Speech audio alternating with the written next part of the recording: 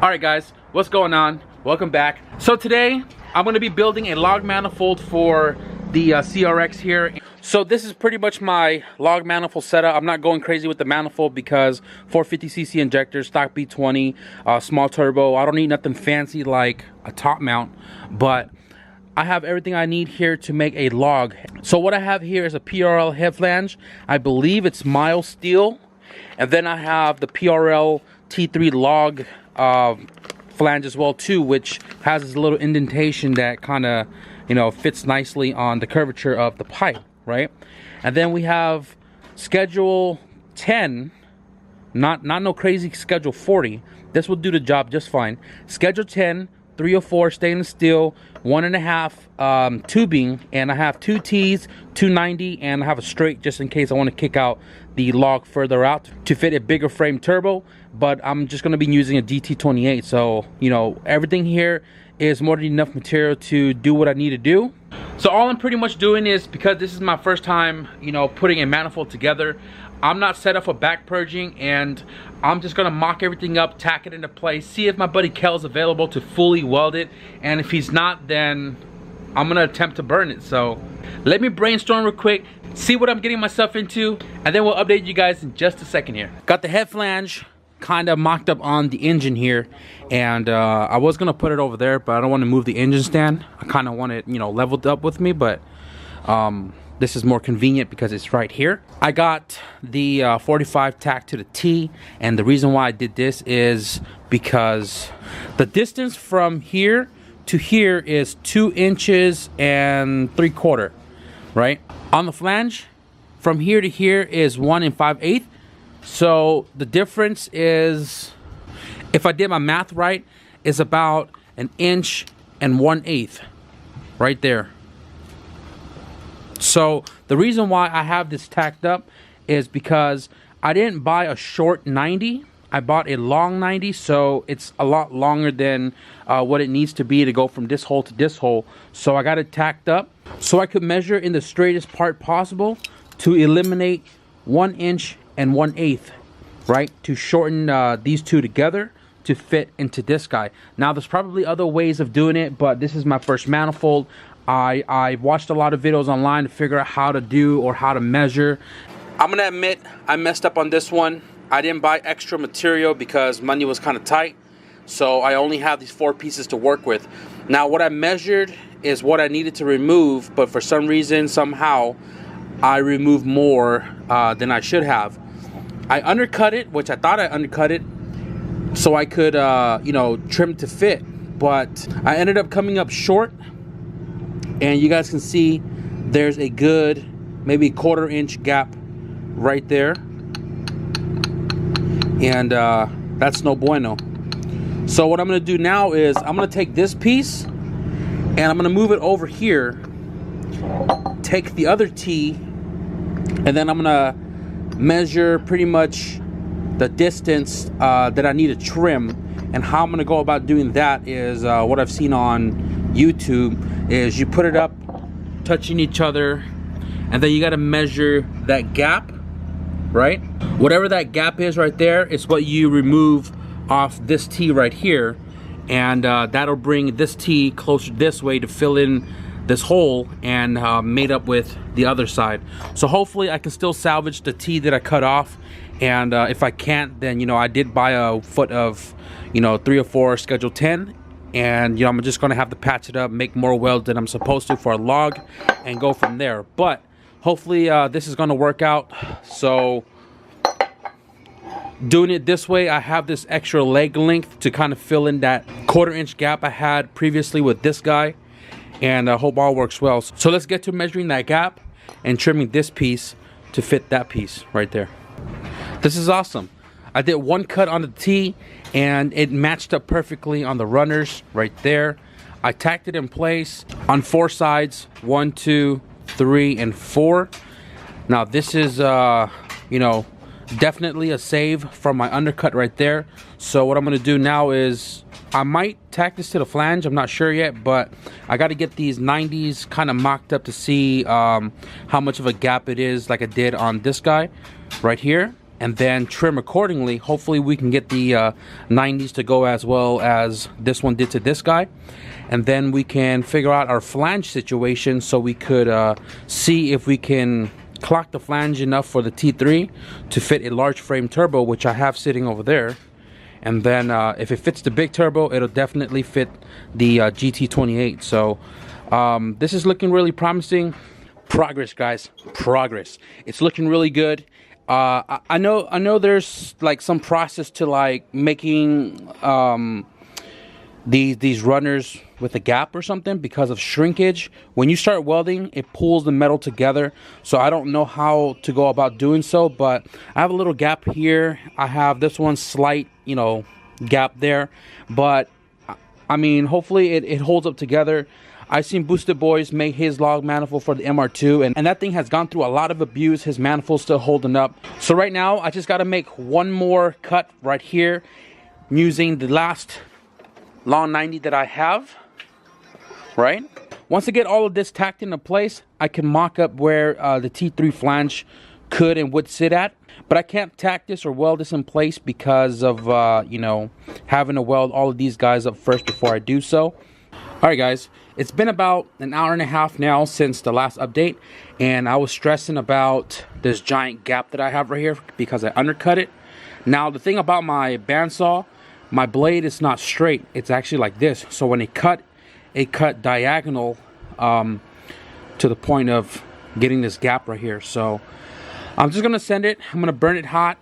I kind of ghetto rig a back purge system.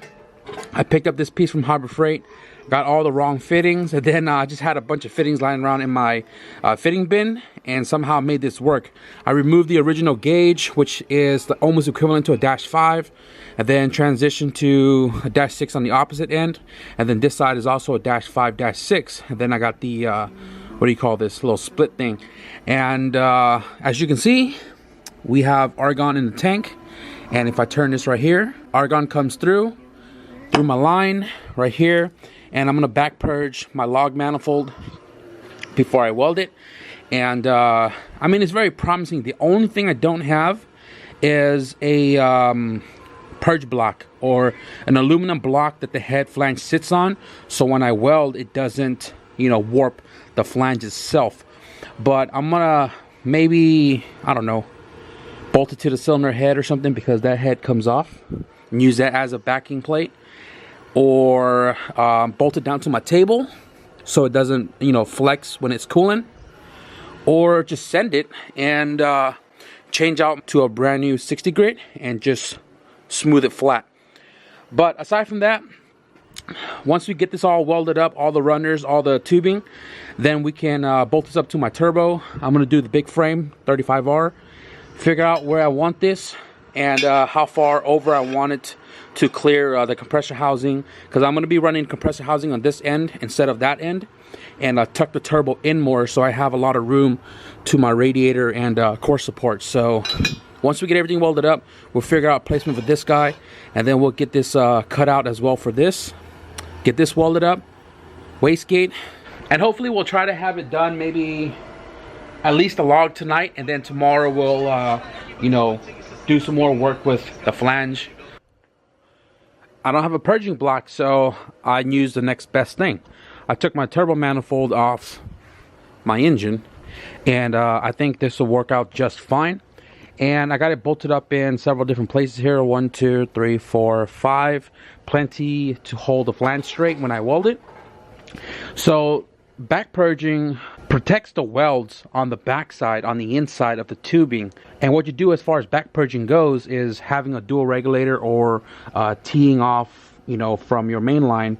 And I think the most efficient way is having a second regulator. So what you do is you feed argon into what you're welding, and I can feel it coming out right here, because you need holes for the argon to push all the oxygen out, and you also need holes for the argon to escape once you seal up the last hole.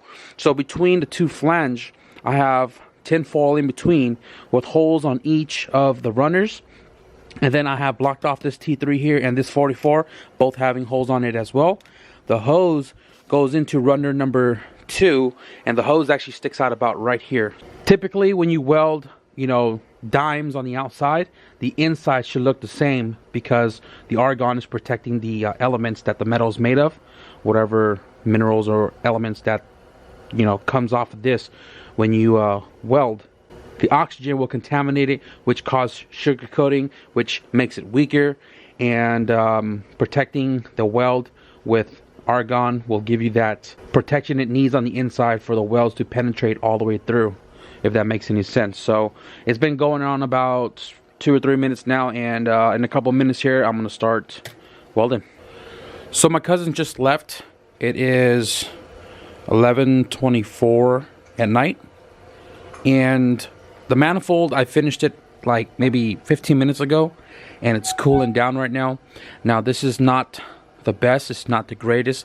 It is definitely a learning curve. I had a lot of arc walk because me and my cousin were just chilling here in the garage, and a lot of wind, a lot of air coming out of here was like making my arc walk all over the place. So it was a little frustrating. I had to go over some areas again because of contamination or whatever, but you know, when you weld over weld, it makes it weaker, I think it is. But I have no other choice at this point to continue welding. So you can see here I was burning a little hot. I couldn't do long walks of weld because my glass 10 cup doesn't spread argon wide enough to cover you know, the start of my weld. So I have to do short, you know, short walks for the gas to cover the weld as I go. But as you can see, that didn't even help. I sent it anyways. So as far as tonight goes, I'm gonna let this cool down on the other manifold so it doesn't warp too bad. So it's a new day here. I'm gonna get back to this manifold in probably a couple of hours, but we got Brandon and Billy here because we're gonna be checking out a car that he purchased but does not turn on. And he came here from Modesto, which is freaking goddamn far, and it's way too damn early for me, bro, because I don't wake up at this time. But you know, the sooner we can knock this car out, the sooner we could get back here and build the manifolds. So we're gonna go over there right now, diagnose the car a little bit, hopefully try to get it to turn on. Possibly gonna have to drop the fuel tank. We do have a fuel pump, and then hopefully you guys can drive that back to Modesto. Oh yeah, so because it ain't staying here, I'll tell you that. It's gonna stay right here. We got young static, we'll get it running. Homeboy's tripping. This is it right here, guys. This is Billy's new wagon. This thing is beautiful. Any wagon owner knows when I say beautiful, I mean no dented fenders, all clean. The seats, immaculate condition. Check it out. Oh my goodness. It's had seat covers probably all of its life. The carpet, super clean, right? Everything inside, dash and all, no cracks, no tears, no rips. Door cards are super clean. Body has some small little dents here and there, but you gotta expect that with like a 25-year-old car, right? Some of the dents that are on the door are removable, like paintless dent removal, like this one right here. Aside from this, super clean, interior and all. Got a hater mark. Billy's car got the 5-lug, B20 swap, T37s, but the stock one here murders it for sure. But at the end of the day, everything is getting transferred to this shell right here. And who knows? I may be interested in his current shell, which is barred for B20. And maybe I'll buy another car soon or something. I don't know yet, but we got to work something out with Billy here because he's not sure what he wants to do with the car just yet as well too. So we're going to do the fuel pump. We did everything we could to figure out why the car wasn't running. It's definitely not getting fuel. We got spark, new spark plugs. I have a spare distributor, car cranks, full battery. At first we had a solid cell light, and smart guy took out the alternator fuse, so I threw that back in. Check engine light is gone, and we swapped a new main relay. And then I tried bypassing the fuel pump, which is these two wires right here. Right, we jumped it, and then we powered the back right here where the plug sits in the middle for the fuel pump, and it wasn't kicking the fuel pump on. So now we're gonna set it up for a fuel tank removal and throw in a Walbro 255 since he's gonna be putting a B20 swap in it anyways. Look at this dude. He's sitting upright under the car, taking out the gas tank. What's up, guys? Are you serious? Probably like half my body would probably slide underneath the car. This fool's got his whole body. He can probably climb up there and just sit up on top of the gas tank. Forget it. How nervous are you right now? Huh? How nervous are you right now? Pretty nervous. Pretty nervous? Hey, make sure it's in neutral, man. Don't be hitting my mom's car, bro.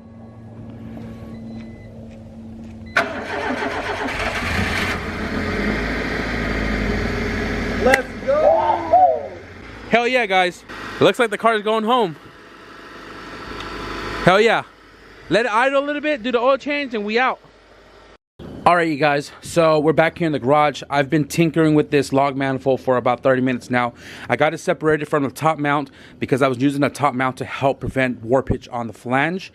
Because typically when you weld manifolds, you put it on a purging block. The purging block is made out of aluminum. The aluminum is going to absorb the heat when you're welding the flange, so it prevents warpage. And it seems to be pretty straight when I put it on. There's no seesawing, there's no like bowing or whatsoever. It all bolts up nice and straight, but I'm still probably going to run it through the belt sander to ensure that it is truly straight. But right now I'm fitting the GT3582R. This is the turbo that came out of the budget car before I replaced it with the eBay one. And in my case, this is a large frame turbo because nobody really run an S366 on the log anyways.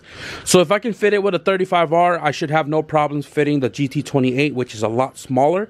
And the best way to make this turbo tuck in is to run the compressor side on the passenger, the exhaust on the driver. I'm not worried about making my downpipe loop because I bought a Vibrant J-bend. And the J-bend has like 180, 45, 90 and straight, so I can make, you know, all of my curve go around the transfer case and all that to the exhaust. The flange for the T3 doesn't necessarily have to be straight, you know, dead center on the flange. You can shift it over, you can shift it back this way, whatever you prefer, but don't go too far off centered. Not that I know what it actually does if you did, but I'm gonna clock mine off just a little bit because I'm taking into account that my fan placement and my radiator placement, it comes really close to the compressor size since I'm running it on this end.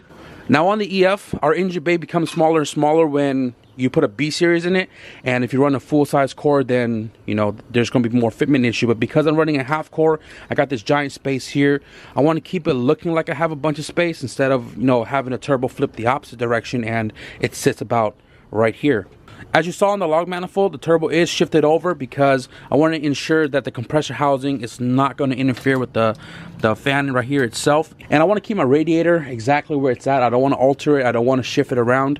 And before I weld that T3 on, I got to make sure that the 35R is going to fit to ensure that the 28 is going to fit perfectly as well too.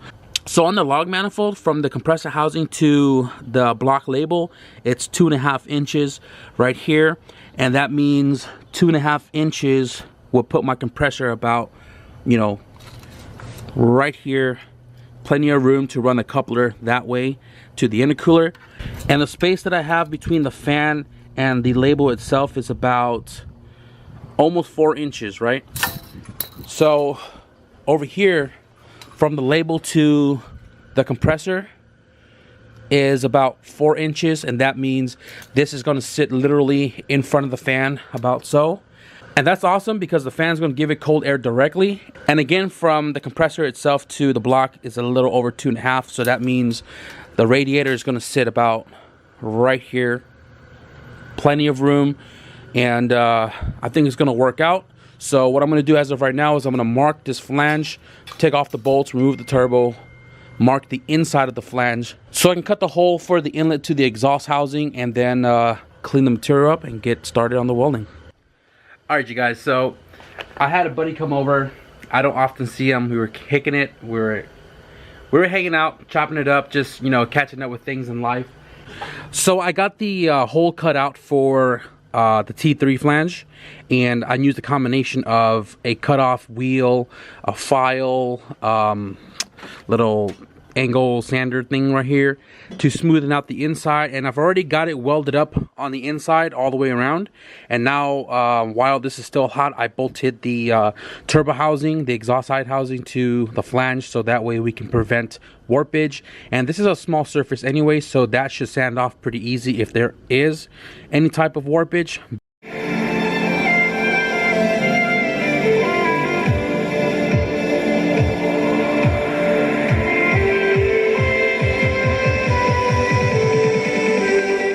Got the flange welded up. Right now it's bolted to the head and all the bolts and nuts are in place, because I obviously didn't use you know, purging block, aluminum block, to absorb the heat. So I'm just bolting it to the head while it's still super hot, and let it cool down on the head so we don't deform the flange. The welds, not too shabby, definitely a 10-footer, but after this all dries up, probably gonna do the wastegate first. Overall, I'm pretty happy. This is just bolted on backwards because I wanted to make sure that the T3 flange wasn't gonna, you know, warp as well too when I was welding it to the log. So I'm gonna find a placement for this guy, and then we'll you know, do some measuring, cut it out, and weld the flange for this sucker as well too. All right guys, rookie mistake. So I ordered this discharge flange for the 44mm wastegate, and for some reason I assumed that the flange that goes on the manifold for the 44mm wastegate is the same size. So I ordered two of these, the inlet and outlet flange, and that is a lot bigger. And I do not have a flange to weld onto the log manifold to accept the 44mm wastegate. Now, such a rookie mistake. Yep, way different. So here's another funny thing. I ordered two of these, right? And then the other day when I was making the charge pipe, I was going through my charge pipe bin right here. These are all the pipings and stuff that I did for customers' cars that are leftovers. These are all 3 inches for you big horsepower boys, just playing. Those 3 inches are for intakes and stuff for customers that are all motor. But I was going through this, and I found some flanges right here. And you know what? These are 44. Well, you look at that. That's freaking awesome.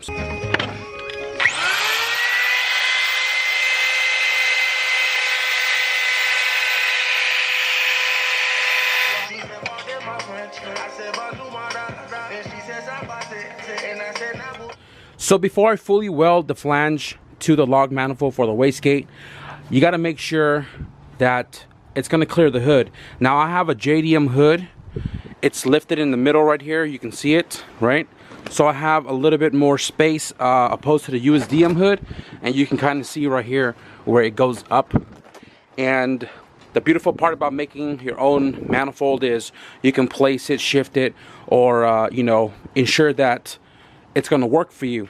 Now if you buy it from somebody else, like online or something, it's a hit or miss. Most people design it for EKs, EGs, and DCs, but they don't take into account that B series and EF, the engine sits taller, and it placed the wastegate a lot closer when it sits on the top like that. Now I originally thought I had moved this closer backward, but apparently I didn't. But that kind of works out because now it's slanted and it goes with the fender line. You can obviously see the valve cover sticks up taller. So I had this hood closed, right? And we have about, you can't really see it, but I have about 2-inch gap from the top of the hat to the hood, and I'm not worried about the engine rocking backward and putting a dent in there. So I think we're good there. I'm gonna take this back out, fully weld it, and show you guys our final product. All right guys, so this is it. The log manifold is completed. This is my first manifold I've ever built. Definitely a lot to learn, definitely a great experience. You guys may wonder why I didn't just buy a manifold. The problem is, if I bought a manifold, it probably wouldn't be here in time because every manifold is made to order, and buying the material is a lot cheaper. I paid about $100 for the flanges, the tubings, and all to make this log. I saved a ton of money there, but you know what? Building this myself, I take more pride in it because this was something I built, right? And I grew skill set, the experience on how to make a manifold. It's taught me a lot to make changes later in the future when I decide to make more manifolds or whatever the case may be, anything in relations to turbo manifolds. Like, what's the point of having a welding machine if you don't put it to use, right? So I'm super stoked. I'm ready to put this back on the car, finish up the turbo kit install. So that is going to be the end of this video, guys.